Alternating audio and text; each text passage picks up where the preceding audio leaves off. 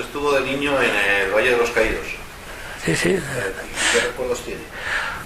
Pues mira, el año 44, el 23 de octubre, diráis, ¿cómo sabes que ese día? Pues no lo sé, siempre se quedó grabado. Aparecimos en Colgamuros, mi madre y mis dos hermanos y yo, porque mi padre ya estaba allí. Mi padre lo habían destinado. Primero estuvo en un destacamento en Miraflores de la Sierra, como jefe del destacamento del ferrocarril Madrid-Burgos, que también hacían reclusos. Lo destituyeron. No sé qué fue yo nuevo con la empresa por defender la alimentación de los presos. Un buen día se encontró con el cese y a los pocos meses pues le destinaron allá a Colgamuros. No nos engañemos, aquello era en aquella época para ellos era un sobresueldo porque la empresa les pagaba una dieta y tal. Y allá que fuimos toda la familia Cereceda, un invierno muy crudo, mucho frío. Yo recuerdo que tenía 7 años. Mi hermana tenía 3 y el pequeño nació en el 43, pues 1 año y medio. Él dormía en un Moisés, yo dormía en una litera, un día me caí de la litera abajo, tal. Y fue un invierno muy crudo porque además a mi padre le dieron una casa, una vivienda, pero recién hecha y tal, para verano muy cómoda, pero para invierno un frío, era de aquella que tenía cocinas de los pueblos, ¿no? Mi pobre madre le salían cabrillas con el fuego, dichoso. Y gracias a que había mucho matojo por allí, mucho jaral y tal, pues hacían unos buenos braseros y eso. Y recuerdo que por la noche... ¿Era de leña? ¿Perdona? ¿Calefacción era de leña? No, que calefacción no había, y lo único que había era el lugar ese grande, que era una grandísimo. Bueno, Pablo seguro que los ha conocido, en los pueblos nada más, esa era la única calefacción que había, y había estufas eléctricas, con mucho algún hornillo y esto, te calentabas por delante, pero por detrás te ponían, quedabas pajarito. Y recuerdo que era una vivienda que era de las últimas, porque lo primero que hice allí fue un poblado, hay fotografías por ahí y tal, y esa casa fue de las últimas, pero era muy fría porque además estaba recién terminada y tal. Entonces aparte de la vivienda, que era amplia, tenía 3 dormitorios, un cuarto de baño, vamos, lo que era un inodoro y esto nada más, pues le concedieron otra habitación que había que cruzar la calle, pero que estaba muy arropada y muy protegida, y en esa habitación es físicamente donde dormíamos toda la familia. Recuerdo que en aquella época a mi madre le encantaba oír la retransmisión de la radio, de las obras de teatro por radio. Y él tenía una máquina de coger manual y cosía y tal. Y así pasaba la mujer todas las noches y esa. Pero ten en cuenta que ella entonces tenía 32 años, tenía mi madre. Y mi padre pues 36 años. Y así fue como empezó nuestra vida en Colgamuros, que duró 6 años. ¿Usted fue al colegio y el director del colegio era un preso? Sí. Lo que no puedo afirmaros ahora... Supuestamente su padre vigilaba al director. Bueno, no necesariamente, porque te pondré antecedentes. Allí había tres empresas. Estaba Molanc, Estudios y Construcciones Molanc, que era la que iba a hacer en lo que en su día sería el monasterio. Estaba la empresa de San Román, creo que era Alejandro San Román, o San Román se llamaba, que eran los que estaban encargados de horadar todo el risco de la nava para hacer allí la cripta y en un futuro la cruz. Y luego la parte de viales, de carretera y tal, se la habían encargado a Banús. Entonces había 3 poblados separados unos de otros, con población reclusa cada uno de ellos, pero totalmente independiente en cuanto a la administración, en todo. Al frente de ellos había funcionarios de prisiones, pero dependía mucho de la empresa, la situación, entre comillas, confort, lo que podía ser confort en aquella época, ¿no? El mejor destacamento, sin duda, era el nuestro, el de Molán, era donde la empresa era un hombre que respetaba mucho los derechos de la gente, la alimentación y todo eso, y físicamente, cuando llegamos allí, nosotros había un preso en el destacamento de San Román, que era Gonzalo de Córdoba, que pues había sido maestro de magisterio y tal. Creo que formó parte del ejército republicano, y creo que alcanzó el grado de teniente coronel, y a este hombre le encargaron de la enseñanza de los niños, porque allí había niños, pues donde yo vivía, eran mis hermanos, Yo y 3 o 4 más, pero lo único que estaba en edad escolar era yo, lo único que podían dejar lo que bajase era a mí. Luego había en el centro, porque allí había mucho más personal libre, entonces había más también. Total, cuando llegamos allí, pues don Gonzalo era el encargado del colegio, era preso entonces todavía. Y eso yo no sé exactamente si fue noviembre, diciembre del 44 o fue ya el inicio del 45. Yo creo que fue en el 45 cuando yo empecé, porque yo bajé allí y al poco tiempo, al mes, 2 meses, este hombre fue indultado, salió en libertad. Y entonces pues le ofrecieron quedarse allí de maestro y ha sido el maestro de todos los niños que ha pasado por ahí. Para mí ha sido mi maestro, o sea, una persona maravillosa. Para mí fue como... me enseñó muchas cosas, a mí me quería mucho porque yo era como digo, muy bien mandado. Yo no, aquellos inviernos tan crudos, había días que decía, no, y Cereceda no viene. Y de pronto Cereceda me hicieron de unos zuecos, me hicieron unas botas, le daban zapatos Gilda, y de pronto por la escalera que subía a su casa, pues ahí está Ángel, ¿verdad? Normalmente no perdía ningún día de colegio. Y fue para mí, bueno, entonces empezamos a lo que había el colegio, escolares. Yo me acuerdo que había un libro que se llamaba Lecciones de Cosas, y nos decía listado y todo. Y esto fue el 45. Yo entonces fue cuando el incendio que hubo, se quemó la iglesia, fue el 45. Y me acuerdo que se fue por esa época porque yo el año 45 fue el primer niño que hizo la comunión allí. Y me tuve que aprender el catecismo. Joder. Los artículos de las 14, los artículos de la fe, que son 14, me costaba Dios de ayuda. Y estábamos en la iglesia pues, sin techo y esto. Y luego ya esto fue el 45, en el 46 deciden que... Sí, siempre hubo en San Román, en el medio, en el destacamento del centro, para que veas, mira, físicamente los 3 poblados tenían el de donde vivíamos nosotros, había una especie de una calle, una serie de barracones o edificios, en uno de ellos estaba el alojamiento de los presos, luego había 3 viviendas que eran de los 3 funcionarios, y luego había al final otra vivienda que es la que nos dieron otros, que luego nos la cambiaron por otra, y enfrente pues estaba la famosa habitación que pasábamos a dormir nosotros, un pequeño economato pues vendían vino y tal, cacahuetes, los presos allá después del trabajo y tal, estaba el comedor de los penados y la parte de cocina y la taona, panadería, o sea, allí cocían el pan y todo, allí era totalmente autónomo, ellos hacían la comida, que entonces se llamaba rancho, porque además tenía connotaciones militares, el famoso cazo del 12, ¿no? Que era un cazo tal, y en el destacamento de abajo, el de San Román, que debía tener una población penal, o sea, reclusos menos reclusos que Molán, puesto que la obra era más de más envergadura,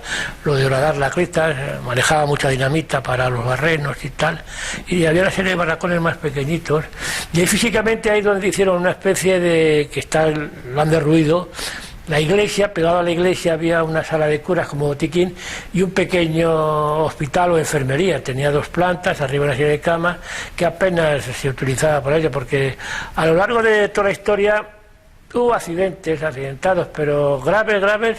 Cuando se ha hablado de los números fallecidos, yo recuerdo en los años que yo estuve, solamente hubo 2. Uno es ese famoso del 19 de marzo, día de San José. No sé exactamente fue el 47, 46, porque al parecer si sobraba explosivo porque no lo habían utilizado, pues lo recogían en un sitio. Y el señor este que estaba allí, pues no sé qué estaba manipulando o le daba instrucciones de que... Total, que aquello salió por los aires. Un hijo de él fue compañero mío de colegio, Eduardo se llamaba, no sé si vivía todavía, porque años después... vivíamos en el mismo barrio de Madrid, de Tubán de la Victoria, y coincidíamos muchas veces. Ese uno de ellos, y luego otro de un señor trabajador libre que le cayó un liso. Son los únicos accidentes mortales que hasta el 50, que nos fuimos nosotros, hubo.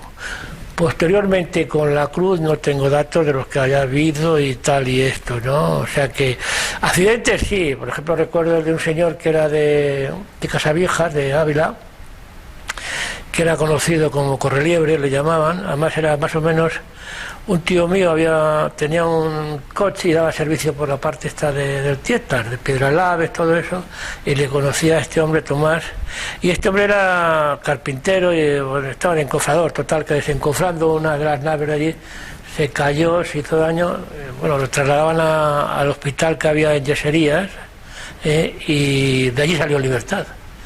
Ten en cuenta que ya prácticamente el año 48, yo creo que ya presos que tenían su origen en la guerra, sí había todavía, pero no, lo que no venían ya, las nuevas remesas eran o bien presos de tipo delitos comunes, o eran tipos lo que se llamaba posterior. Después de la guerra hubo organizaciones que estuvieron en la clandestinidad, y esta gente luego pues los pillaron, y desde el punto de vista de condenas eran condenas más cortas en tiempo pero más duras en cuanto, porque las condenas de procedente de la guerra, casi todas muchas de ellas eran con pena de muerte conmutada por la de 30 años de reclusión mayor.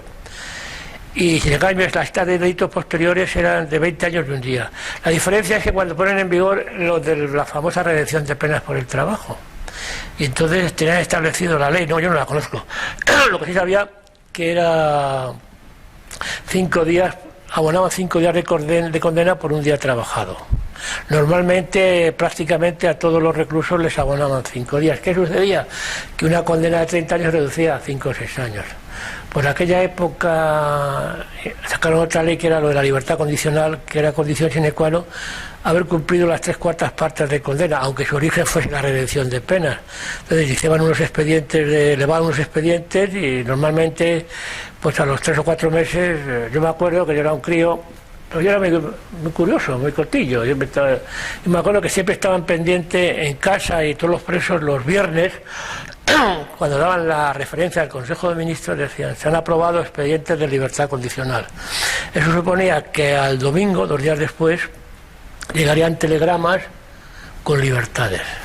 Y así era, más o menos por el tiempo del iniciado el expediente y tal, pues mi padre sabía más o menos a quién le iba a tocar y además era curiosísimo, porque en esa época ya la Escorialense, que tenía el servicio de autobuses de Madrid, el Escorial, los domingos subía con un coche especial llevando familias.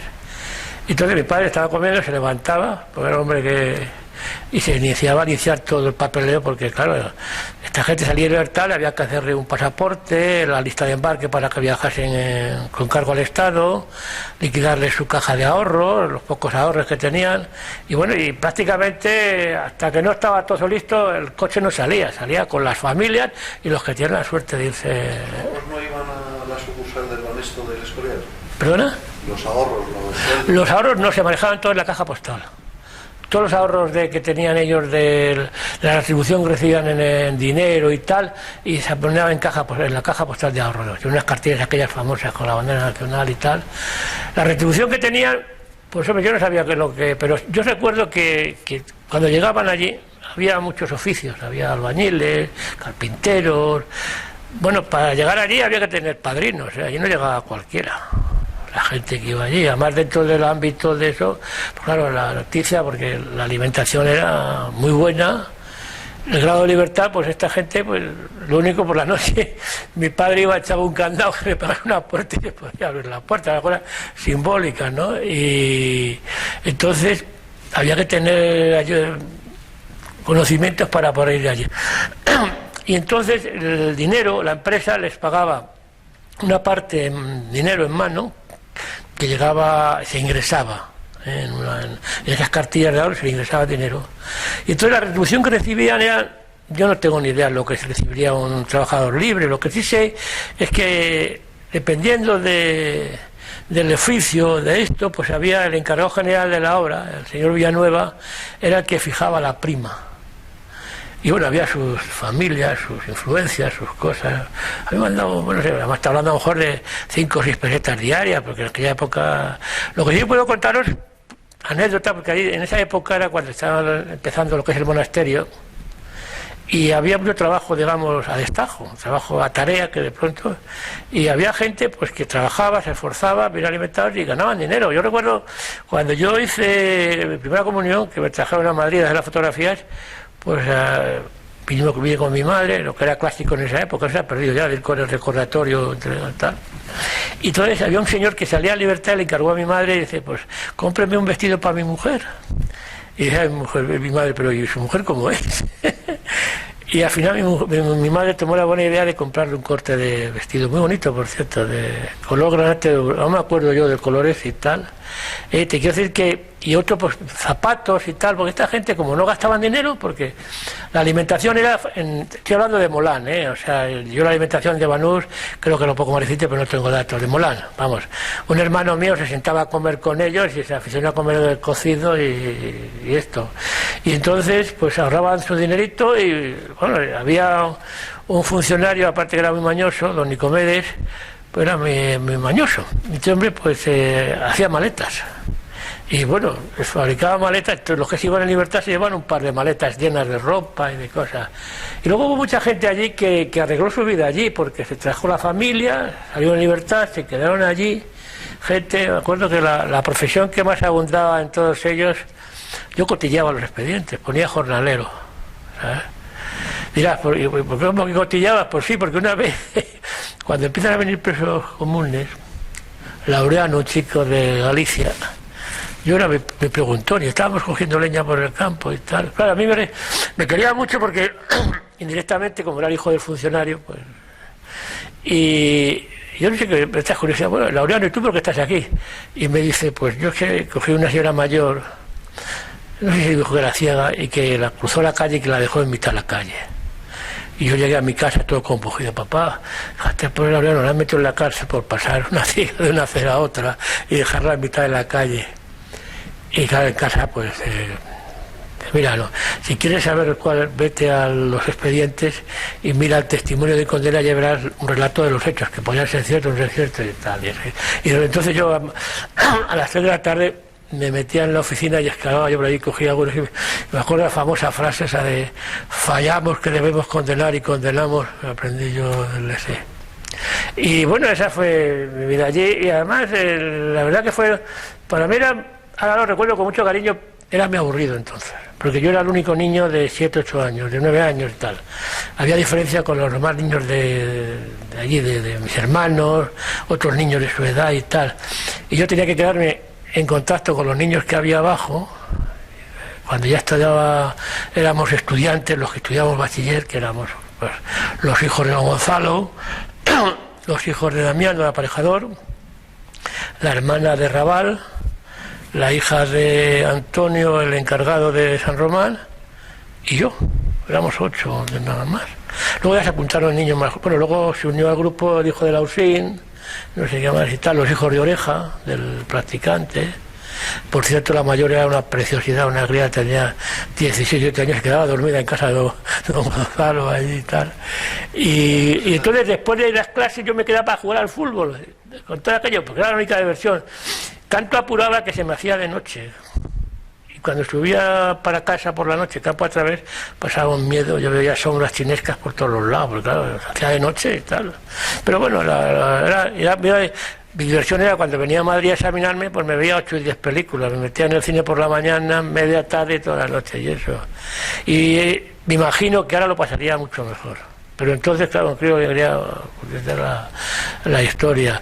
Y sinceramente, si me preguntas cuál era pues había cierta confraternización, ¿no? Porque además ahí había dentro de los presos de los reclusos, pues había sus distintas familias. Yo entonces oí por primera vez hablar de UGT, de UHP, de comunistas, todo eso, de la CNT, tal, había sus distintos grupúsculos y organizados, y además toda esta gente tenía muy buenas relaciones, concretamente el que llevó a cabo todo el replanteo de la obra del monasterio, una vez que estaba el edificio base, la distribución, se llamaba Tomás Pando, que era maestro de obras.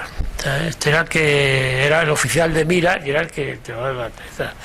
Y me acuerdo que por aquella época, yo sé, el 47-48, cuando hacen la famosa Casa de las Mujeres, bueno, es Estellería y Luis López Robledo.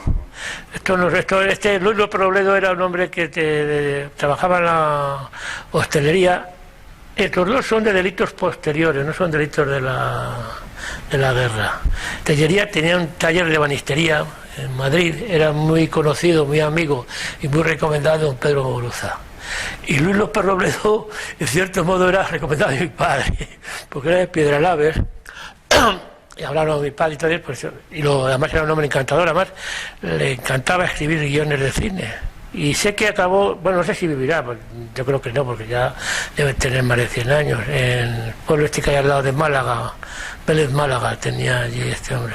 Y era un encantador y además le gustaba mucho la pastelería. La comunión de mi hermana, él hizo unos bollos con crema y tal, fue una... Juan Tellería era sobrino del compositor del Clarasol.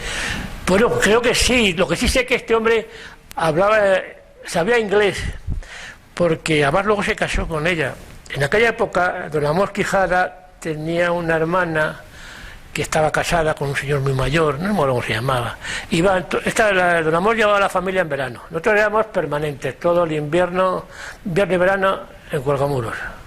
Mi pobre madre pues se enfermó allí y tal y eso, y cuando llegaba la familia esta, entonces la hermana de don Amós, chica joven con respecto a su marido, era muy mayor y tal, y este hombre que sabía inglés, bueno, le enseñaba el famoso el Giro, un libro rojo y le enseñaba clases de inglés. Sé que este hombre surgió entre ellos algo, y cuando esta chica se quedó viuda se casaron.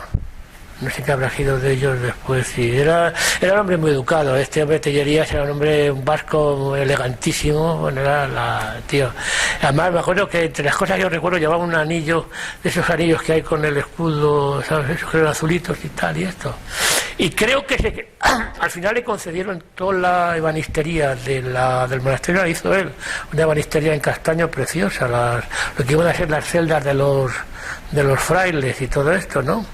Y bueno, la verdad que ¿qué más os puedo contar? Bueno, pues que fue que allí cosas curiosas, cuando se ha hablado de trabajos forzados. Esta gente trabajaba, tal, yo nunca había allí trabajos forzados por ningún lado, y además el grado de semilibertad que tenía, pues se les daba permiso para bajar al Escorial, al cruce. La famosa fuga de La Mana y de Albornoz y de esto, pues estuvo auspiciada desde fuera, porque aún me acuerdo que fue el primer domingo de agosto. En aquella época, como las literas eran de madera, pues había chinches y en los bichos. Entonces había un día al año que hacían zafarrancho, sacaban todo, se dormía a la intemperie ahí enfrente del barracón. Claro, yo me imagino esas imágenes desde un niño, ahora lo veo y digo, pues qué pequeño es esto, ¿no? Porque hay una campa ahí impresionante y tal.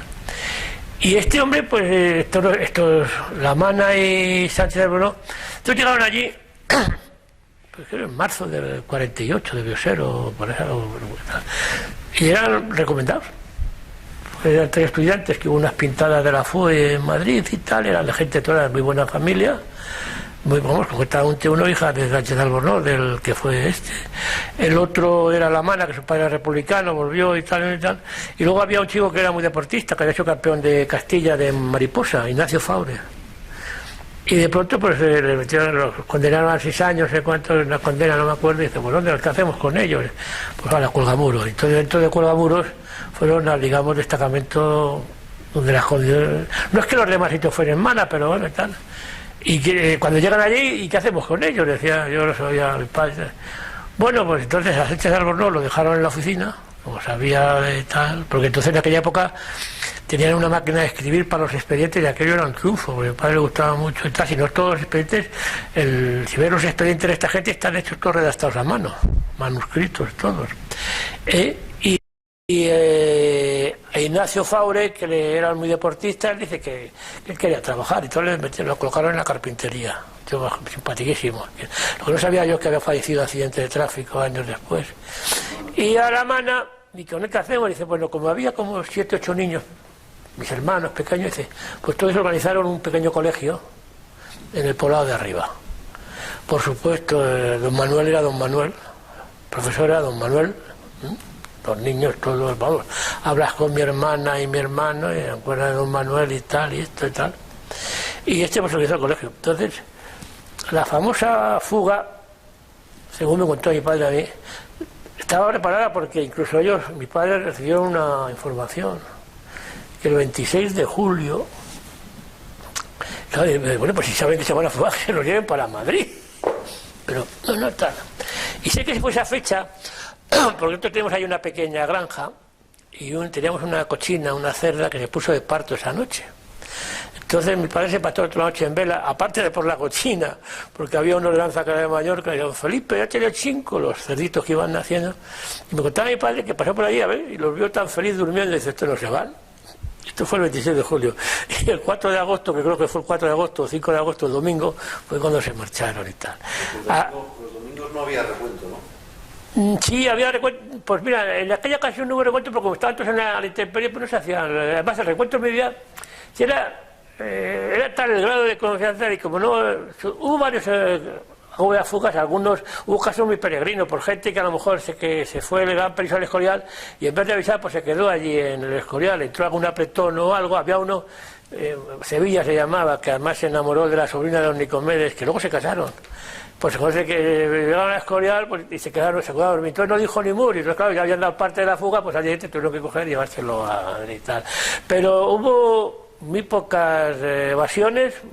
De ahí pues no tengo ni idea, a lo mejor estadísticamente se pueden ver, porque había gente penada y condenada por auxilio al maquis y tal, ¿no? Hubo gente sobre todo de un pueblo de Socuéllamos y esto y tal. Pero claro, entonces pues no, nadie pensaba que ese día, y además como pues llegaron a don Nicomedes y dijeron, don Nicomedes, que vienen unas amigas nuestras, ¿podemos bajar a comer al cruce? Pues sí, bajaron al cruce. Se bajaron al cruce y claro, por la noche, cuando por la noche al recuento, porque han faltado, entonces, bueno, pues ya sabemos que no aparecen. Entonces al día siguiente vino el inspector de prisiones, que era, ¿cómo se llamaba? Gerardo Pajares, ¿ves? Pajares. Hicieron ahí en expediente, bueno, pues nada. Entonces más o menos a nosotros me llegaron rumores de que esa noche estaban en Francia, que estaban en París, que estaba todo organizado. Y yo fíjate de las cosas que me quedé con que lo que pasa es que se pone, ¿por qué nadie me dijo a mí algo? Porque este hombre, La Mana, se marchó a Argentina. Y yo fíjate si yo estaba en Argentina a veces y no se me ocurrió haberle localizado, lo hubiese localizado, hubiese hablado, no caí en eso, porque recuerdo que hubo otro preso que se fui a verle en París, que era Antonio Alcaraz, no, Chispita le llamaba, era un hombre mañoso, era de un pueblo de Almería, de Gado. Y este hombre salió en libertad, en fin, la familia se desestructuró y se marchó a Francia. Y un día le escribió a mi padre, don Felipe, que yo quiero volver a España, pero no sé qué hacer, tal. Y dije, bueno, pues mira, vete a la embajada, pide un pasaporte y ya está. Y me acuerdo que me dio mi padre la dirección y en un viaje que fui yo a París a ver a una moza, pues me fui a verle. Le localicé, se acordaba de mí, claro, yo ya tenía 10 o 11 años. Y por cierto, me llevó a una casa que tuve ocasión de conocer a la que, bueno, en aquel momento era la viuda de que había sido prácticamente el jefe de la aviación republicana, de Emilio Herrera Linares, que yo ni sabía de su existencia, porque en la Academia San Javier no nos contaban nada de la aviación republicana. Nos contaban la historia de la aviación y tal, ni sabía que existía este hombre. Y me acuerdo que vivía cerca de la Plaza de la República, en París, 5º piso sin ascensor. Y llegué allí y entonces la mujer era encantadora, Irene se llamaba. Mujer que tendría ya 80 años, ¿eh? ¿Qué calidad tenía esa mujer? ¿Qué irradiaría? Que yo empecé a echarle piropos y decía, estos aviadores, digo, yo le decía, me acuerdo que pues, charlando con ella, me enseñó una placa, entonces salía la estetas. Y ella presumía de que había sido la primera mujer que había volado en 4 vientos, porque su marido pues era gentilhombre de tal y demás. Y es curioso porque tenía muchos conocimientos, o sea, la historia de este hombre tenía un hijo que murió en la guerra, piloto, lo derribaron, y era íntimo amigo del que entonces era un comandante de Iberia, que yo había volado con él, Luis Dávila y Ponce de León, y porque pues pasó lo que vino Julio, el uno se fue a Granada, Ponce de León, que era ese, y el otro se fue a no sé dónde. Entonces esta señora me hablaba a mí, con ese Jabalquinto era el que estaba en Iberia de los transportes, de las tripulaciones. Digo, personalmente no le conozco, pero es muy famoso Jabalquinto, porque quiere que te ponga una furgoneta Jabalquinto y tal. Y esta señora era un encanto, sé que a los pocos meses regresaron a España, pero era una mujer que además, yo me acuerdo, y luego tuve suerte de conocer a un nieto suyo en el Museo del Aire y tal, y era una mujer encantadora, una mujer con 80 años, delgadita, con un estilo, fíjate lo que una señora de 80 años como ser, ya arrugada, pasada y tal, Pues ahora, a mí me rabiaba tal, yo, si algo me gusta, pues yo empecé a echarle flores, y dije, estos aviadores, digo, tal. Yo le decía, usted debió ser la leche, y usted, en Cuatro Vientos, cuando tenía 20 años y tal, y la verdad que fue, y gracias a esa serie de cosas, dice, ¿cómo se ha podido producir esto? Y este hombre sé que creo que regresó luego, pero no ha vuelto a... Bueno, ya habrá fallecido, porque... ¿Tiene recuerdos de que los venados que estaban allí refunfuñaran, los tuvieran incómodos, estaban contentos porque le daban pena? Pero... Sinceramente, yo puedo hablarte de Molán. Yo no creo, ya te digo que estaban organizados en sus familias políticas, o sea, tenían los que eran de la CNT, los que eran del Partido Socialista, por ejemplo, Tellería, creo que era el Partido Socialista. Es más, había un grupo muy curioso, porque además tenían sus pequeñas reuniones, sus cosas, que no dejaban hacer, no, en ningún momento... Hombre, la situación de ellos, pues ellos sabían que eran conscientes de que eran reclusos y que no podían ni eso. Pero nunca... Hombre, yo me acuerdo que... Yo era un crío, como era muy curioso, pero yo me acuerdo que en casa, como estábamos todo el año allí, pues en casa se formaban pequeñas tertulias. Porque de pronto venían, como teníamos animales, traían los restos del rancho y tal, bueno, y empezaron allí. Y imagínate 3 niños y pues 3 o 4 presos. Había uno que era, porque normalmente siempre asignaban, uno de los presos estaba como de semiordenanza de los cada funcionario, pero no es el clásico ordenanza ese del gueto, simplemente, porque te digo yo, que si había leña, traer leña, que tal, y esas cosas. Y me acuerdo había uno que era común, Raimundo San Andrés Coruña, que este hombre nos contaba unas historias, pero nosotros estudiábamos, mis hermanos y a mí estábamos pendientes, y le decía a mi madre, pero Raimundo, ¿cómo le cuentas esas historias a los niños? Pero ¿cómo? Pues doña Justa, que es verdad, porque se inventaba, tenía una invención impresionante este hombre. Entonces, se formaban allí, y yo recuerdo que estaba la famosa casita de las mujeres, que tenían, no sé si eran 12 o 14 habitaciones, ¿no? Estaban ahí las mujeres, y se organizaban ellos... 15 días, eso totalmente, ahí no intervenían para nada los funcionarios, ellos se metían ahí y tal. Y me acuerdo yo, fíjate, inocente en mí, que yo veía que a lo mejor ya a las 11 de la noche o a las 12, bueno, pues nada, vamos a echar el que cerró el candado. Don Felipe, venga, ahora. Y yo decía para mí, digo, joder, manda narices estar aquí hasta las 12 de la noche para luego irse a dormir a la casilla, coño. De allí nació algún niño y tal y eso, pero bueno, el ambiente era francamente, te digo, bien es cierto que estos banús no tenían la alimentación, quizás los banús eran más, exigían más a la gente, ellos mismos trabajaban muchísimo, pero yo no creo que haya ningún preso que en conciencia pueda hablar mal de aquel destacamento. Ahora, a lo mejor habría algunos que, pues eso, ellos se sentían, faltaba lo más importante, la libertad, pero los funcionarios no. Bueno, hubo un incidente serio que el día 30 de marzo, son fechas que dices tú, este tío cómo se acuerda de las fechas, porque yo ¿qué más quisiera yo que no acuerda de las fechas? El 30 de marzo del 47, un día horroroso, un domingo, pues entonces ya había presos que tenían delitos comunes y tal. Y había un chico, un señor que había estado en la Legión, él presumía que había estado en el ejército de Franco y tal, pero estaba condenado por un homicidio, ¿no? Y después de la misa, pues yo confraternizaba mucho con ellos, pues estábamos ahí en San Román y tal, bueno, venga, vámonos, que al mediodía había recuento los domingos, había recuento al mediodía. Venga, que no, tu padre es muy bueno. Digo, bueno, pero déjate de historia, que va para arriba, que si no te van a poner falta y tal. Total, que yo me marché. Bueno, total, aquel día no sé qué folló un paso, que este hombre debía tomar unas copas, entonces mi padre no sé qué, yo no lo vivimos, sabemos el desenlace, de que de pronto este hombre pues estaba con las manos en los bolsillos, mi padre dice, sácate la mano de los bolsillos, esto le desobedeció, y claro, pues entonces, y creo que mi padre, que no era partidario, además era un hombre, una persona en ese aspecto, pues se le escapó una galleta, el otro tiró de bolsillo y llevaba una navaja, y ahí ves, por lo visto, a mi padre corriendo para casa, y al preso detrás de él. Y estábamos en la casa y estábamos partiendo leña a pasar el domingo, un domingo de perros.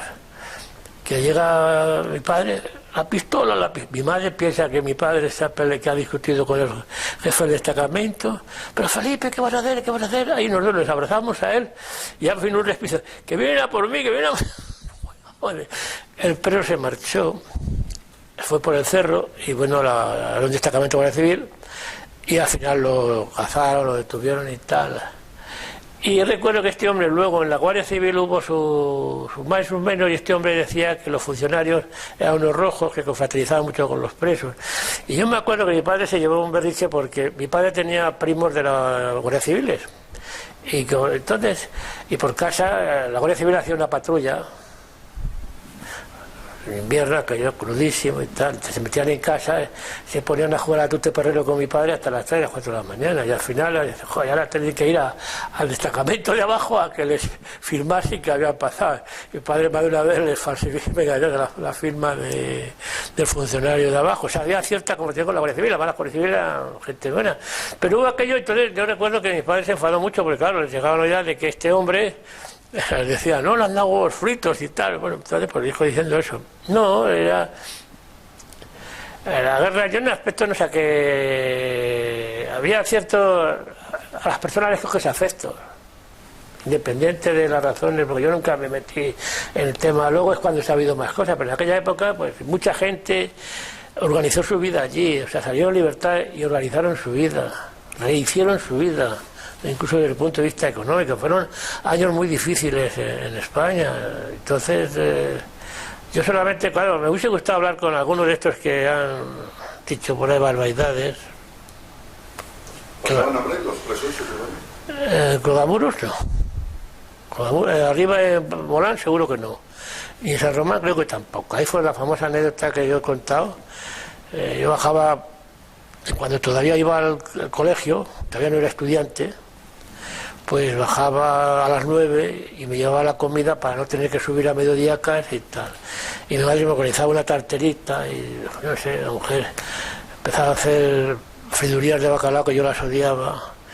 Y había un preso muy simpático, Enrique, que era pintor y estaba destacado.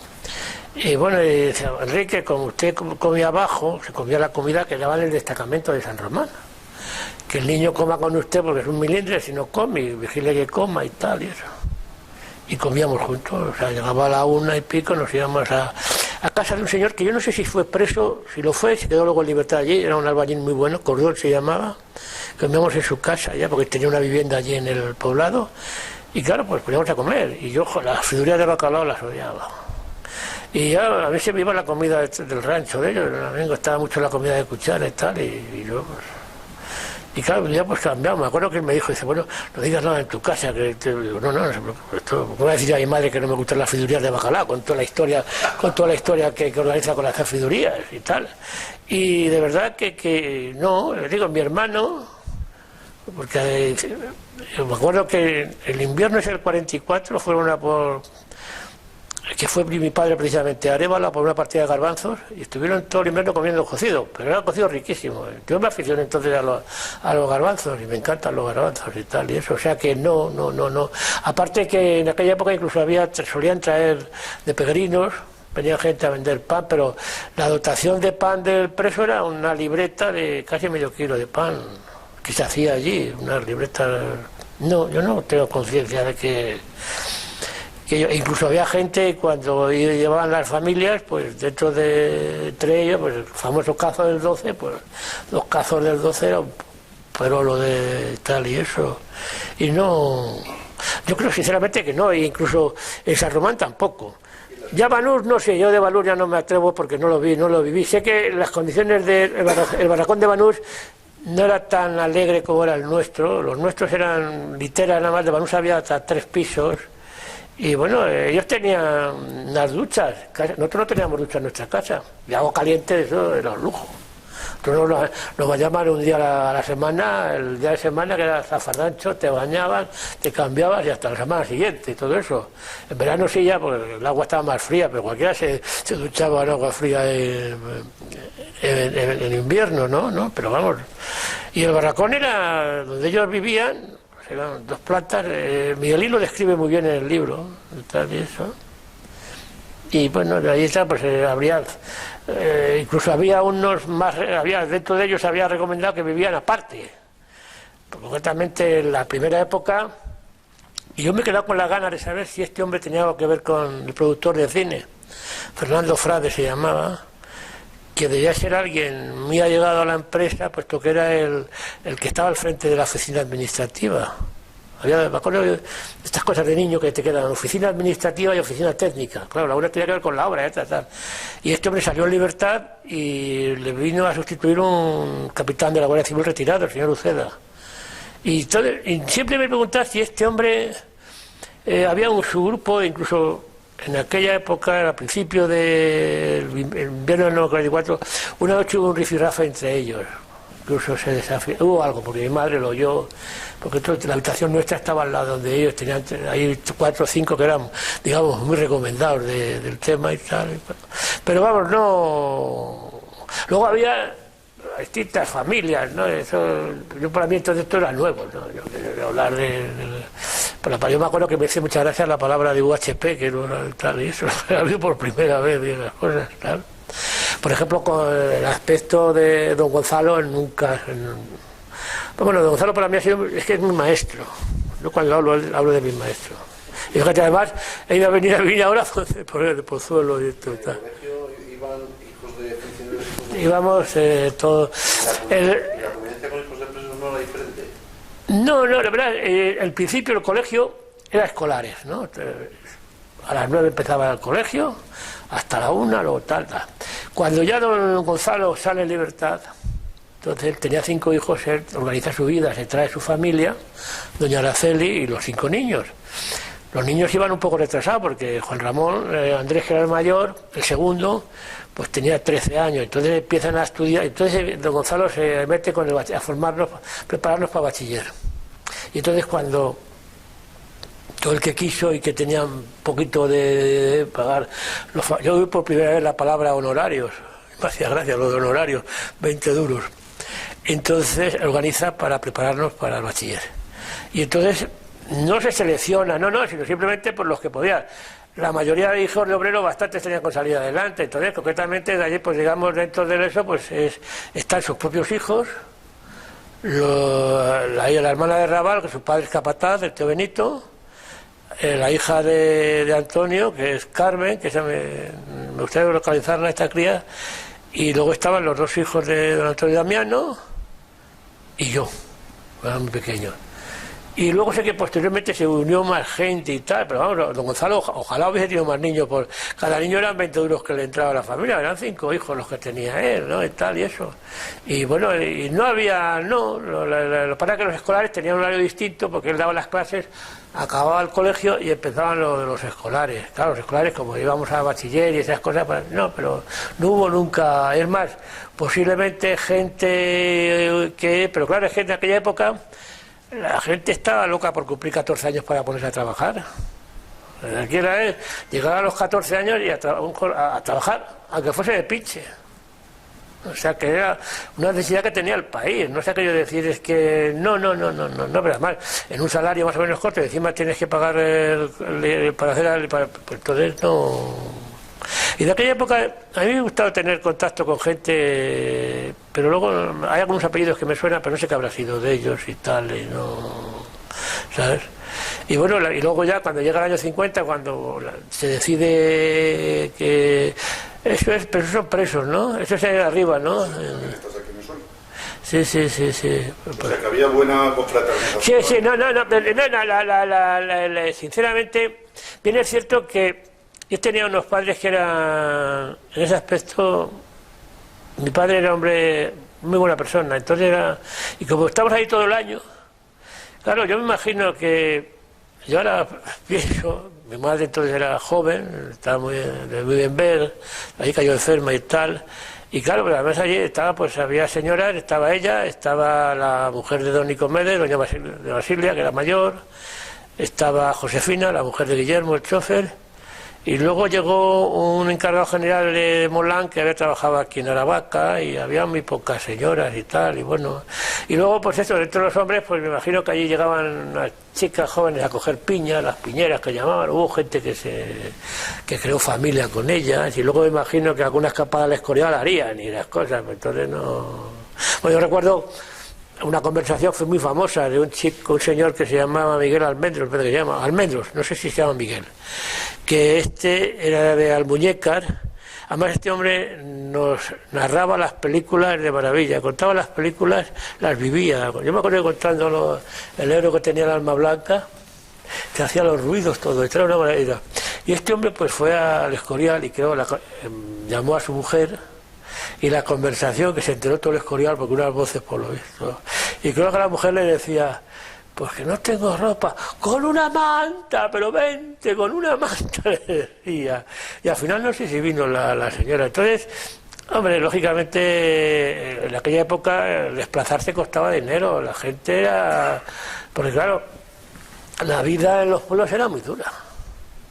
Entonces, imaginaros lo que eran los años de posguerra, donde media España estaba destrozada y todas esas cosas, y que habría otra parte que vivirían relativamente bien dentro de lo que se puede vivir, pues posiblemente sí, pero... Entonces... ¿Y el ambiente, o sea, la gente era consciente de lo que se estaba construyendo? Yo creo que sí, yo creo que la gente sabíamos lo que estaban haciendo, pero no teníamos, y si me preguntas si aquello va a ser, no, porque era... Pues había una obra, a Franco le encantaba visitarla sin aviso previo, más de una ocasión llegó. Era ya oficialmente todos los 20 de noviembre, después del funeral del Escorial, a partir del 45, 46, iban a comer allí. No, y bueno, yo le he visto a 1 metro, a 2 metros, he visto con él y tal, y eso no, quizá, ten en cuenta que toda la gente que estaba allí, ellos hacían sus números y decían, un día de trabajo, 5 de condena. Entonces lo que estaban, la ilusión suya era cumplir su condena, reunirse con su familia y organizar su vida y reorganizarse. Muchas familias se reorganizaron allí, muchas familias... ¿Muchos se quedaron después de la guerra? Sí, mucha gente. Y además, sobre todo, porque fue cuando a partir del año 50 es cuando se decide que ya sacar toda la población reclusa. Empiezan las obras de la Cruz, que se queda Guarte, ahí hay mucho trabajo y tal y eso. Y claro, mucha gente pues organizaba allí, incluso pues hacía su pequeña chabolilla, su residencia, había casitas y tal muy monas, muy bien hechas, con mucho estilo, muchas veces, que allí se metían en un principio, y como no se gastaba, pues prácticamente lo poco mucho que ganaban todo quedaba allí y tal. Que la vida era dura, porque si era dura, dímelo a mí, que cuando venimos a Madrid, pues claro, nosotros pasamos sobre todo mis padres, pues claro, de pronto hay un recorte en el sueldo, esto es gracias a los pequeños animales que había en casa, mi madre ahorraba, hasta que no había 2 docenas de huevos no se freía un huevo allí, las gallinas y tal, la famosa peste aviar que le costó a mi madre aquello, disgusto, yo odiaba las gallinas, porque tanto antes de morirse, de que se muriesen, las sangraban y estaba de gallina hasta el cogote, tal y eso. Y eran los años que eran muy difíciles en España. Lo que pasa es que yo era un niño, ya cuando llega a Madrid y cuando ya estamos en Madrid, Madrid por un lado fenomenal, tenemos cine, tenemos cosas, pero las dificultades en casa se acrecientan, ¿no? La familia modesta, mi padre funcionario del Estado, 3 niños, bueno, pobre madre cae enferma y tal. Y bueno, y empieza a luchar, ¿no? Y a mi padre le consiguen un trabajo adicional, de estos como muchos españoles, de cobrador del ocaso. Yo he sido cobrador del ocaso, eso que es los muertos, tal. Entonces, yo tengo una niñez y una adolescencia de la cual estoy yo presumo. Hay una frase que cuando surgen problemas de estos cara y tal, presumo de haber estado 5 horas, como yo digo, con una toalla debajo del brazo, enfrente de la casa de baños de Alvarado para ducharme. Por eso cuando veo en lo que hemos convertido esto me da mucha rabia.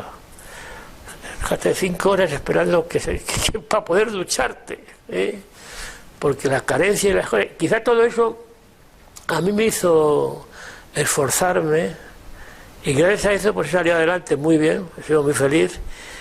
Posiblemente digo que si yo hubiese sido uno de los niños que todos existían, que con menos problemas y tal, pues a lo mejor no me hubiese esforzado y no hubiese alcanzado las cotas que he alcanzado. Y como yo, cientos de españoles, o sea que de esa época yo estoy muy contento. Además, presumo. Yo he dicho, yo he sido listero, ¿y eso qué es? Digo, pues que te parezca un chiste el que pasa lista, ¿sabes? Y de esa época tengo un recuerdo que otra no tenía que ver con colgamuros, pero me encontré en mi vida 2 o 3 personas, uno fue mi maestro, otro fue Paco Francisco Alonso, que fue como mi segundo padre, que ha sido la única persona que me hizo llorar a mí, Me dormí un día, llegué tarde al trabajo y solo me dijo esto: se lo voy a decir a tu padre.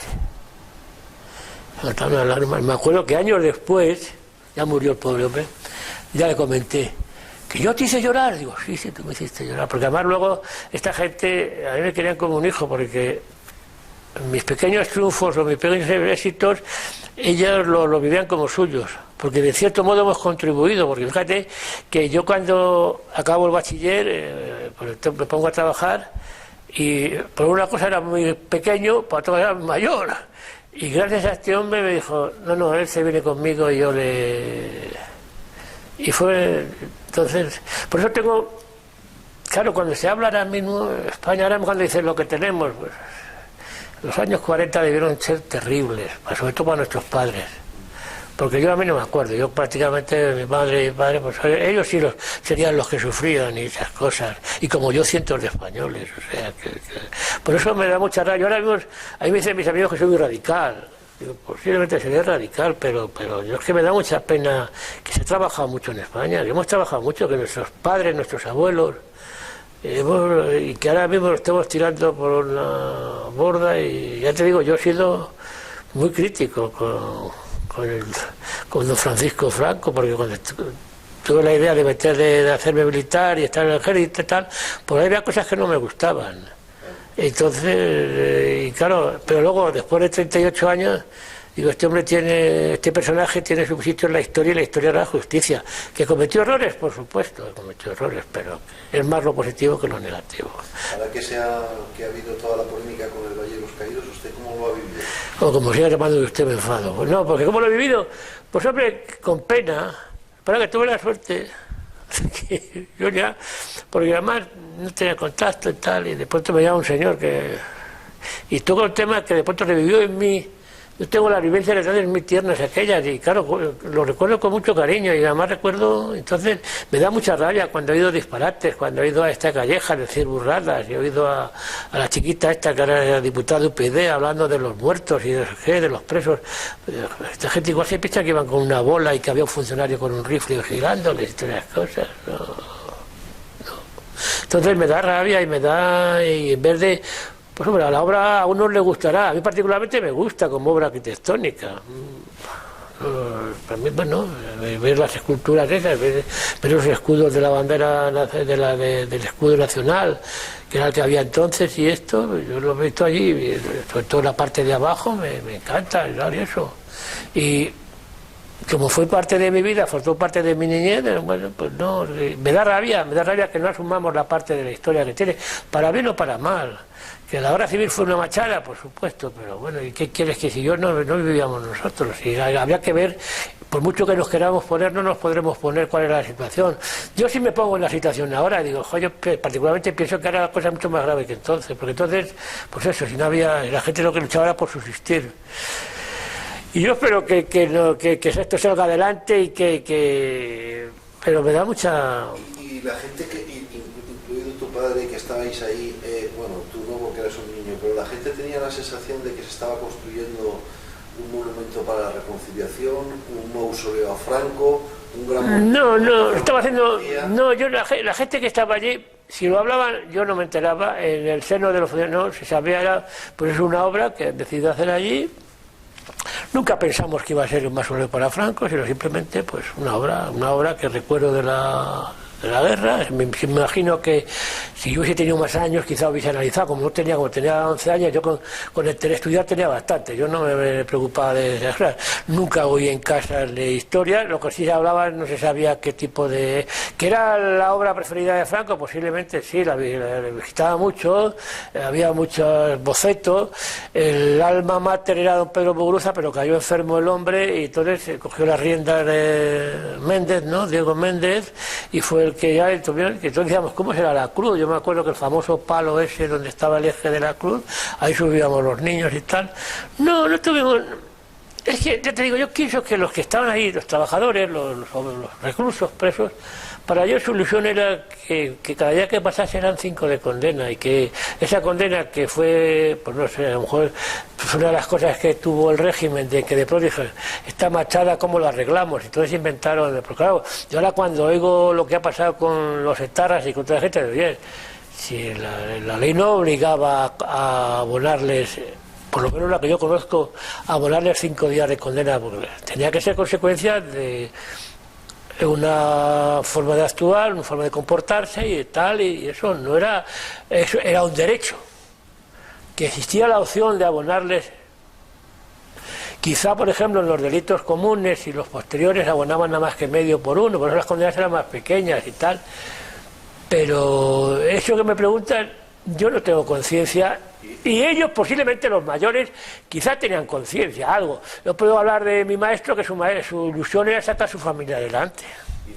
Y el hecho de que fueran a enterrar españoles de los dos bandos, ¿eso no generó conflicto? O sea, ¿no generó ilusión? En aquella época no sé lo que se diría después, no lo sé, no te puedo hablar, porque yo recuerdo que nosotros marchamos en el 50, en el 59 es cuando se inaugura aquello. Sé que se inaugura el 59, en abril, porque cuando nosotros venimos a desfilar a Madrid el año 59, en mayo me parece, que yo fui por primera vez, dentro de el que quiera ir, y yo me hacía ilusión ir a donde había pasado mi niñez, y me llevaron ahí, y no, pues era una cosa yo no vi, la gente, además, me imagino que, no sé, hablan de que si a los pueblos, que si lo otro, no sé qué, era... Quizá la guerra todavía estaba muy reciente, o sea, las heridas estaban ahí todavía. Gente lo pasó muy mal, sin duda, pero mucha gente que no tenía nada que ver también lo pasamos mal. O sea, que las necesidades del pueblo español las pasó a todos los lados. O sea, que... Aparte de la penuria económica, no había el sentimiento de, fíjate, vamos a construir el monumento de la reconstrucción. Yo no tuve, nunca tuve... la sensación de... ¿Por qué estamos enterrándonos con los... Bueno, yo, por ejemplo, lo que hemos hablado antes de este señor, Tomás Pando, que pues era el hacer las cosas bien hechas. En ningún momento ellos hacían lo mejor que sabían la obra, y entonces era hacer una obra, es un trabajo que tenían, que tuviese su ideología, pues posiblemente. En el libro este de Miguelín, habla de un señor que era del Pardo Lejarazu, al parecer que era Partido Comunista. Para mí era un hombre encantador, un magnífico albañil, y en casa... Bien, es cierto que ahí no se hablaba de historia. Por ejemplo, yo recuerdo una vez que un señor mayor, tal Guerrero, muy alto, que debía haber pertenecido al cuerpo de bomberos, y salía a libertad, y entonces, no sé, mis padres, yo como era, siempre estaba con la oreja pegada, tal, les oí, ¿qué cree? ¿Que le darán el reingreso o no le darán el reingreso? Y después decía, no creo y tal, no sé. Pero luego me enteré que efectivamente había sido bombero antes de la República y tal, no sé, no. Sinceramente, yo no puedo decirte que fuese tema de ellos, posiblemente. En casa, yo con mis 12, 13 años, que era la edad que tenía entonces, yo nunca oí hablar de ese tema. Además, en esa época ya prácticamente los presos, digamos, de origen político prácticamente habían desaparecido. Era casi todos eran pues delitos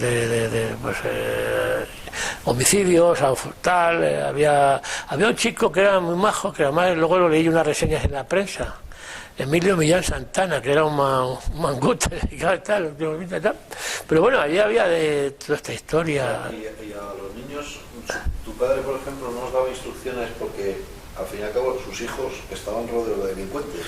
No, porque no, es más, yo no, había muy pocos niños de mi edad. O sea, te voy a contar una anécdota, que el niño, a pesar de que es un niño, pues se da cuenta del rol que ocupan, ¿no? Yo sabía que era el hijo del funcionario. Y me acuerdo, pues a lo mejor había otros hijos, había un chico de Benedicto, había otro, el hijo del pintor, que era un pájaro que, bueno, digo pájaro en sentido cariñoso, porque este hombre pues contaba que antes de la guerra pues iban de casa, entraban en una casa, pagaban 2 meses de fianza, ya como había muchas casas de alquiler, iban de casa en casa y tal. Y no sé qué pasó, que algo le vimos, pues 2 niños se pelean, ¿no? Entonces me acuerdo que un preso, pero en cierto modo amigo de la infancia de mi padre, pues le dijo a mi padre algo de que yo que me había tal. Y creo que mi madre se enfadó un poco, dice, pero bueno, es un crío, ¿no?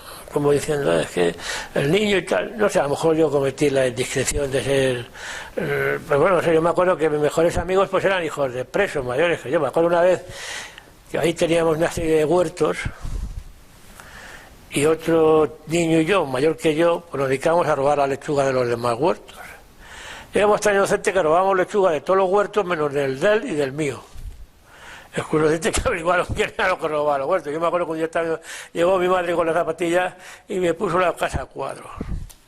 Te dice que no, yo tenía los barrientos, que él era un poco mayor que yo, que luego años después vivía aquí en Majadahonda y tal, y luego pues no, en ese aspecto no, y instrucción ninguna, porque para mí eran niños como todos, vamos. Mis compañeros de estudios eran los hijos de los Gonzalo, que están aquí en Pozuelo, era la gente que para que ya Cereceda era muy conocido por eso, como vivía a 2,5 kilómetros en invierno, unos inviernos crudísimos, y ahí aparecía Cereceda con los zapatos Gilda, porque Yoraceli, la mujer, que era encantadora, me quería muchísimo, y dice, no, hoy Ángel no viene, hoy Cereceda no viene porque con el tiempo ¿cómo va a venir? Y Cereceda aparecía por allí. ¿Cómo era don Pedro Muguruza? Pues era un hombre cariñoso, afable, era algo impresionante. Bueno, se llegó a instituir el día San Pedro como fiesta local del sitio. Yo me quedé, el último año, el año 49, yo me quedé con una pena porque a mí me mandaron a Ariza a pasar el verano. Y ese verano se lo pasaron en Colgamuro los niños de maravilla. Porque organizaron una especie de torneo de fútbol, le regaló un equipo de fútbol. Don Pedro era un hombre bueno. Aún me acuerdo, tengo una imagen, cuando empezó a caer enfermo allí en la oficina del destacamento, que hacía un frío, iba él con su sobrina y ya empezaba a tener los síntomas de... Era el alma de los niños, ¿no? El día San Pedro era fiesta. Por él, era la que hacíamos fiesta allí por él. Pero además este hombre era bueno incluso yo creo que con los presos y todo, no...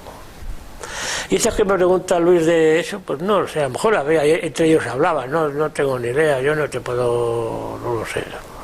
Lo que sí sé que ahí ese tema prácticamente, en las tertulias que se montaban en casa a lo mejor, pues eran de cosas de la vida. Pues contaba Enrique, el pintor, contaba el café que hacía su madre, el 5 de Chicoria y tal, el recuelo y tal. Lo que eran los años de los años 30, que eso eran de la edad de mi padre, ellos han vivido la época normal como llamaban. Y ellos, claro, pues te contaban las carencias de aquella época y todo lo que fue la guerra y tal y eso. Y claro, yo le oía hablar yo era por lo visto, yo nací en el 37 y era un niño que me crié raquítico, que era un milindres, mi pobre madre con una gallina, y la gallina ponía el huevo sin cáscara porque apenas tenía alimentación, porque el niño cromase el huevo. Fueron unos años muy duros y muy difíciles aquellos, y por eso yo no tengo, quizá que los que mejor lo pasaban eran mis padres, que eran los que lo estaban viviendo y que tenían 3 hijos y que había que... Pero en ningún momento, en aquella época la lucha era por salir adelante, era subsistir. ¿Las Navidades cómo las vivían? ¿No? Navidades y Reyes, ¿cómo las vivían? Muy bonitas, hombre. Navidades y Reyes era... Ten en cuenta que las primeras... Yo me acuerdo, los primeros Reyes, cuando yo me enteré de lo de los padres, pues a mi hermana le hicieron los presos eran muy mañosos haciendo cosas manuales. Y le hicieron una especie de cabacito se lo hicieron allí, todos los crió el padre, esa... Disfrutábamos mucho bueno, las Navidades. Me acuerdo que fue el año 45-46, porque entonces había nevadas que eran la pena. Y me acuerdo que vino mi madre a Madrid y cuando llegaron al Escorial le dijeron, doña Justa, está muy mal para ir campo, normalmente se venía campo a través, ¿no? Desde el Escorial allí. Solo se puede ir por la carretera, por abajo. Son 16 kilómetros. Justa, yo creo que no debiera ir, si tal. Y mi madre, como traía a los Reyes y tal, pues pegaba una paliza, no sé las horas que tardaron. Si conoces desde el Escorial hasta el cruce, y luego subieron una mujer con un mantón y eso. Allí empezó a caer enferma, el famoso doctor Lausín, el doctor Ladrillo, porque todo lo arreglaba con un ladrillo caliente. Era muy agradable, pero todo lo arreglaba con un ladrillo refractario, muy caliente y a base de calor. En aquella época, pues fíjate, de nada.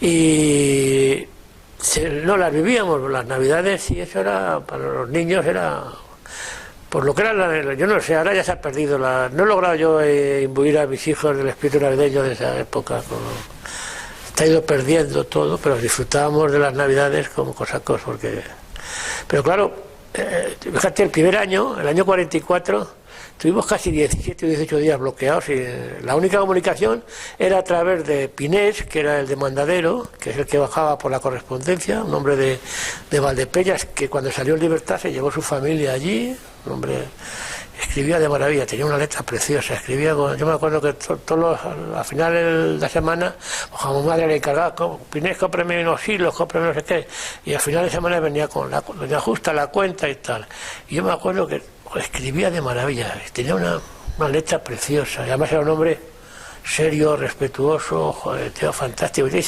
pues se llevó, cuando salió en libertad se quedó con el mismo puesto, tenía 2 niños más o menos de mi edad, tenía uno más mayor, tenía Flor, y luego estando allí, como consecuencia de las visitas y todo, pues nació la pequeña, la niña pequeña de ellos, y era un hombre, bueno, pues allí había gente de todo, pero en ningún momento les había tocado vivir un rol distinto y nunca, concretamente, cuando se marcha uno de los que se marcha, la mana en la fuga esa, se quedan sin maestro mis hermanos y los niños, los 8 o 9 niños se quedan sin maestro.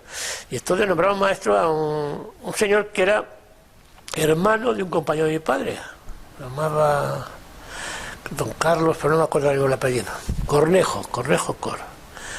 Y a mí me quería mucho, además salió luego de la libertad, fundó un colegio y quiso llevarme a mí, porque cuando yo acabé el bachiller yo era, no sé qué va a ser de mí, ¿no?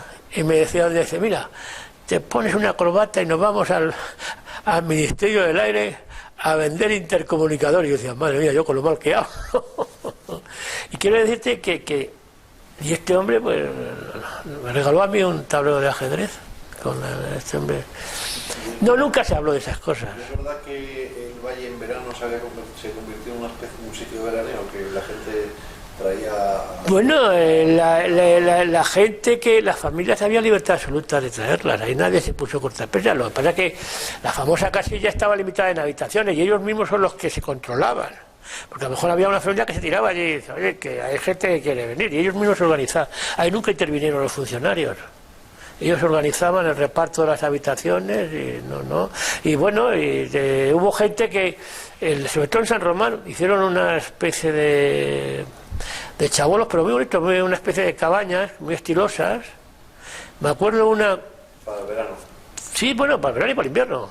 Pues yo empezaban allí, que vivía un matrimonio muy amigo de este amigo de mi padre, de Remacha, Marina, era un triángulo, una relación. Yo entonces era un crío, no me daba cuenta de nada, pero ahí, pues hombre, entonces ellos, en una casa, pidieron una especie, pues con un dormitorio, una cocinita y tal, muy interesante.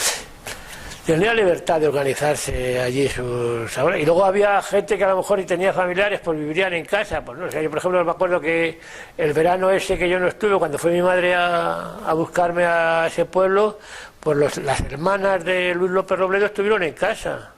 Además llegó mi padre y cuando se enteró mi madre que ni les había cambiado las sábanas ni nada, le montó un pollo que no vea. Pues ¿cómo se te ocurre y tal? Y eso.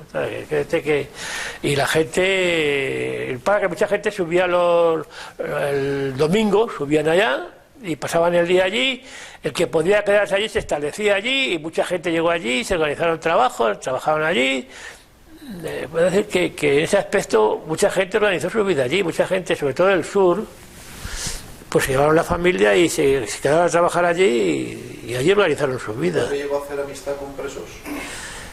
Bueno, mi padre conocía a mucha gente, amistad, por ejemplo, te he contado, este preso que te he dicho, Ramón Remacha, era compañero de mi padre de juego, porque cuando su padre era secretario de ayuntamiento en Ariza, el padre de este chico era el alcalde y se conocían. De este es un hombre, Ramón Remacha, pues un buen día no sabíamos nada y aparece una señora a las 9 de la noche. Don Felipe, que hay una señora que pregunta por usted, y era la madre, y todo le cuenta que su hijo está detenido, que se había metido este chico era deportista y tal, se había metido follones posterior a la guerra. Total, y como consecuencia de ello, pues está detenido, está condenado y tal. Y bueno, entonces el padre, por dentro de lo que se movía, dice, bueno, conocía gente, y dice, oye, pues, y consiguió traerlo a Colgamuros. Entonces, luego había gente, pues Tellería, pues era muy amigo de don Pedro Muguruza, y este hombre así. Entonces, o sea, para ir allí había que tener amigos, si no, no se iba, allí no iba cualquiera. Sí, porque además, bueno, ellos lo solicitaban y luego, pero normalmente ya en los años 47 y 48 prácticamente de delitos, el famoso delito de adhesión a la rebelión, que era como lo calificaba y tal, apenas quedaba gente, ¿no? Porque ya sí quedaba gente, ya empezaron a llegar, es más, aquello se deterioró porque ya dejaba gente con otra, porque toda la gente que tenía su origen en el follón de la guerra era gente muy correcta, muy educada, les había tocado vivir en ese bando, su ilusión era salir cuanto antes, redimir el máximo a todos, sobre todo en Molán.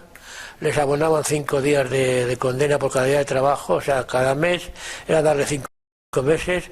Yo me acuerdo que mi padre hacía las liquidaciones de condena enseguida, y en cuanto llegaban, que estaban ya a punto de cumplir las 3/4 partes, enseguida los llevaban solicitaban el expediente de la concesión, y ya te digo, todos los domingos venía unas cuantas libertades condicionales. Independientemente, antes de eso hubo mucho indulto, ¿eh? El caso de mi maestro yo creo que fue indultado, porque era el año 44-45, y de pronto que don Gonzalo salió en libertad. Pues, fenómeno. Para otros sigue siendo don Gonzalo. Lo fue cuando era preso y lo sigue haciendo después. O sea, nosotros nos distinguíamos allí. Y, por ejemplo, La Mana, pues era don Manuel La Mana. O sea, no, para nosotros no había... Teníamos más confianza con Ignacio Faure, como él trabajaba, era un deportista muy simpático y tal, porque Albornoz era más tieso, era más introvertido, era más especial. Y nada más, ¿sabes? Pero entonces esto es lo que os puedo contar. Todas esas cosas que me preguntas, pues no lo sé, no te puedo decir. Que la sanción más temida por mal comportamiento, suponiendo que aquello fuese una cosa como muy extendida, era la expulsión del destacamento penal de Cuelgamuros. Es decir... No, ahí las expulsiones que hubo, si hubo algunas, fueron consecuencias de intentos de evasión que se llegaron, y otros fue anécdotas como esa, la del pobre Sevilla, que se fue al Escorial, y yo no sé si estaba la rubia con ella, era muy guapa, la sobrina de don Nicolás, sé que luego se casó con ella. Total, que el hombre, pues y como no sabía, pues dieron el parte de evasión y supuso el coger y tener que trasladarlo a Madrid. Salió en libertad y luego fue a buscarle y creo que se casó con ella, con la sobrina de don Nicomedes, o sea que es un hombre que cumplió y tal y eso. No había gente, bueno, hubo el incidente ese del legionario con el asunto de mi padre y tal y ese tema. ¿Cómo se llamaba? Pues no me acuerdo cómo se llamaba este hombre, no me acuerdo. Sí, el de la navaja, el hombre, sí. Que además yo creo que pues este hombre perdió los papeles, yo qué sé, se moría unas copas, porque era, tío, yo recuerdo que ya le estaba hablando con él, venga, vámonos para arriba, porque yo hacía un poco de chicle. ¿Cómo se hacía eso? ¿Eh? ¿Cómo que se tomaba copas? Pues a lo mejor abajo había un sitio... ¿El alcohol no estaba prohibidísimo? No, prohibidísimo, no. Tomaban vino, había de Navalcarnero, había un camión que llevaba un vino de esos abocado dulce, era el vino que había, no. Si me preguntas alcohol fuerte, no, eso no, porque eso quizás en Navidades, la botella de anís, que las familias y tal, pero a lo largo de por sí, una copa de vino se podían tomar perfectamente. No había una limitación, y además dentro de un orden y eso, no había.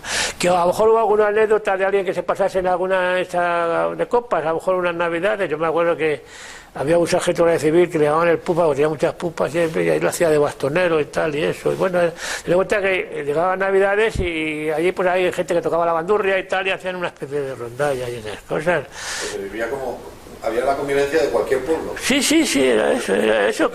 Además llegaban las familias, y además yo me imagino que la familia que llegó allí, eso, durmieron con sus mujeres respectivas, pero sin ningún problema.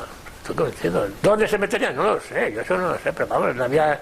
¿Cómo ibas a prohibir a un hombre que lleva años sin ver a su... Bueno, en ese aspecto no hubo... Allí salieron niños, niños. Había uno que era... ¿Los partos hacían ahí mismo? ¿Eh? Los partos. ¿Los? Partos. No. Estos niños nacían en las maternidades en Madrid, en sus sitios de origen y ya. Allí que yo sepa no hubo ningún... No recuerdo yo que hubo algún nacimiento. No sé si hubo uno que luego falleció el niño, el bebé, de Paco, el capataz, que fue una pena por un niñito, bueno, falleció el pobre crío, que era un niño pequeñito. Me acuerdo que lo llevaron cuando le iban a enterrar entre mis hermanos, los niños pequeños, lo llevaba un niño, nada, tendría 5 o 6 meses y tal. No, ahí la gente pues daba luz en sus pueblos respectivos, no. Yo recuerdo de un caso que además ese señor había estado durante la guerra, pues había coincidido con mi padre en San Antón, no sé dónde. Mi padre pasó la guerra. Cuando empieza el movimiento le empieza en Barcelona. Ellos vienen a Madrid y en Madrid lo destinan a Porlier y a San Antón, ahí en la calle Farmacia. Y luego se va a Valencia. Y a mucha gente había conocido. Entonces mi padre era un hombre que vivía y dejaba de vivir. Un hombre que cuando ya acabó la guerra lo depuraron como a todos y bueno, no tenía ninguna responsabilidad, le dejaron el cuerpo. Bueno, concretamente el director de San Miguel de los Reyes le nombró su secretario. Y luego pues nació mi hermana y los hijos del director fueron los padrinos de mi hermana y tal, y eso. No, ha sido un hombre como que yo no creo que haya nadie que hable mal de él, no. Pero bueno, a lo mejor hay alguno que cuenta batallas y cosas, ¿no? Por la... 4 minutos, no sé si... Solamente a mí se me ocurre una cosa más. Estos pseudohistoriadores que han salido ahora hablando de la construcción del valle sin documentarse en profundidad, hablan de que la presencia de la Guardia Civil era constante por aquellos montes en evitación de fugas, etcétera. No. La Guardia Civil llega allí, concretamente, yo creo que llega en la primavera del 45, y es porque ha habido un incidente serio en Pedrinos, que ha muerto el comandante del puesto, porque los maquis llegaron hasta allí. Entonces, después tenemos aquí, entre los 3 destacamentos que habría, a lo mejor 200 penados, ¿no? Arriba habría 100 y pico, como mucho y tal. Y entonces, por problemas no de ellos en sí, sino de que hubiese infiltraciones del MAC y tal, pues mandan un destacamento de 28 guardias civiles. Y estos guardias civiles pues patrullaban por allí, concretamente a casa llegaban, tenían que firmarles el control, y ahí estaba con mi padre jugando al tute perrero, porque imaginaros en invierno a las 3 de la mañana para andar por la calle. Felipe, ¿nos firma? Venga, a ver, la firma de don César. Venga, vale, ya está. Ya, porque claro, es que con la capota y tal. Y además, por cierto, a mí me hacía mucha gracia porque iban todos con la cartera aquella, el tintero, la pluma, y escribían todo de maravilla, toda esta gente. Pero que no era la cuestión de la vigilancia de los presos en absoluto. Sabíamos que estaban allí, que estábamos controlando mejor más la posible del exterior, de que hubiese nada más, no. Yo sí recuerdo ese incidente en Pedrinos que fue muy comentado, y más incluso allí había gente penada por haber auxiliado a los pueblos, que si se habían dado alimentos y cosas de esas, pero vamos. Y además que iban a hacer 28 guardias civiles contra toda aquella población, no lo explicaré, no. O sea que con lo que había de seguridad entre Guardia Civil y funcionarios de prisiones, si hubiese un hipotético motín, estaban absolutamente vendidos, vamos. No se contemplaba la posibilidad de eso, ¿no? Yo les veía gente que puede hacer 3 funcionarios contra 100 y pico, pero la tranquilidad no era. Yo pienso que la gente que estaba allí estaba imbuido de luchar por salir adelante, sus respectivas familias, porque bueno, me imagino que aparte del problema de la libertad, el no ver a su familia, el saber que el estar allí en el pueblo y no poder venir porque el dinero que se necesita para venir y esas cosas, pues era muy costoso. Y entonces yo creo que la afán era de luchar, pasar cuanto antes el tiempo, redimir lo máximo, ahorrar lo máximo que podían ahorrar y organizar su vida. Y nadie pensaba en... Pues además era gente con una formación muy elemental, y eso, salvo excepciones, salvo esto que hemos hablado de gente como Tellería, gente como Pando, como esta gente que tuvo su formación, incluso profesionales y tal, pero la gente era muy, vamos, la profesión que más abundaba en los expedientes era el jornalero, ¿entiendes? Entonces, que entre ellos en sus pequeñas reuniones hablasen o algo, pero no hubo ningún, que yo recuerde, nada. Quizá como el trato que recibían era muy humano, sus pequeñas necesidades humanas dentro de lo posible y dentro de una se atendían, ¿no? O sea, si alguien quería ir al Escorial, pues ¿vale? Entonces, con el compromiso de que volviesen. Que volviesen, claro, ¿no? Bueno, pues sí, que viene mi familia, bueno, pues nada, venga, tal. Y ya te digo, yo no recuerdo que hubiese muchos porque las que se terminaron las evasiones, pues bueno, a lo mejor, no sé, habrá que ver los estudios, los archivos y ver esa. Yo me acuerdo de un señor que lo detuvieron enseguida y decía, pero coño, si le quedaban unos cuantos meses para cumplir condena, ¿cómo se ha ido? Y tal, ¿sabes? O sea que no creo que ese aspecto no. Para que, claro, si coño, es que los funcionarios, allí no había ideologías, allí había el salir, porque las dificultades eran para todos, para unos más que para otros. Pero las dificultades que tenían mis padres eran, pues no voy a decir que no eran las mismas, pero también eran muy duras. Allí se pasaba el invierno, metido allí. Y eso, que ahora lo analizas fríamente, mi madre trabajaba, la mujer, pues, fíjate que fue cuando llegamos allí, mi hermana tenía un problema muy serio, puesto que se había tomado un chorro de lejía de jabón, se había quemado el esófago, una niña preciosa, pero bueno, y hubo un momento que había que darle toda la comida, pasaba por el puré y tal, y hubo un problema de la leche, que en invierno no teníamos ningún problema, había unas vacas abajo en Buenavista y tal, pero llegaba el verano, llegaba la familia del jefe, la leche era para el jefe. Entonces me acuerdo que mis padres pues compraron una cabra, más que otra cosa, para tener leche para la niña y eso. Entonces era subsistir. Que había gente de ella que lo pasaba peor, por supuesto, eso no me cabe la menor duda, pero que la subsistencia era para todo el mundo.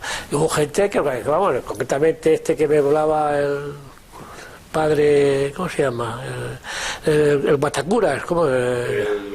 Justo llegó allí, los marmolistas, pues tenían un cocinero que les guisaba a ellos, había unos, entre labradores, o sea, que labraban la piedra y colocadores, a lo mejor 30 o 40, entonces él y María Luisa eran los que organizaban la comida para ellos, salieron en libertad y se quedaron allí, o sea, que como eso ha habido un montón de gente. Terminaron dando una vivienda. Claro, sí, pues sí, los te quedabas allí, además, imagínate, cuando nosotros nos marchamos, pues allí quedaron 4 o 5 viviendas vacías, que me imagino que las ocuparían ellos hasta que tiraron aquello. ¿Y los presos que venían de otras prisiones, qué comentaban comparando de dónde venían con... No te puedo decir lo que dirían, pero para ellos era pasar de la noche al día. Es donde eso, incluso te llegaba la tarde, después de la jornada de trabajo, pues se juntaban, estaban sus partidas de parchís, de cartas, tal, no había. A las 9 era la cena, el recuento de la cena oficial y nada más, y al día siguiente, pues al trabajar y bueno, no. Cuando había algún problema físico, pues si era muy grave, había que llevarlo a Madrid, a dirigerías, o automáticamente, si el doctor Lausín lo resolvía, pues lo resolvía él. Lo resolvía todo con un ladrillo caliente, pero bueno, tenía efectos, o sea, ayer le conocíamos por el doctor Ladrillo, ¿no?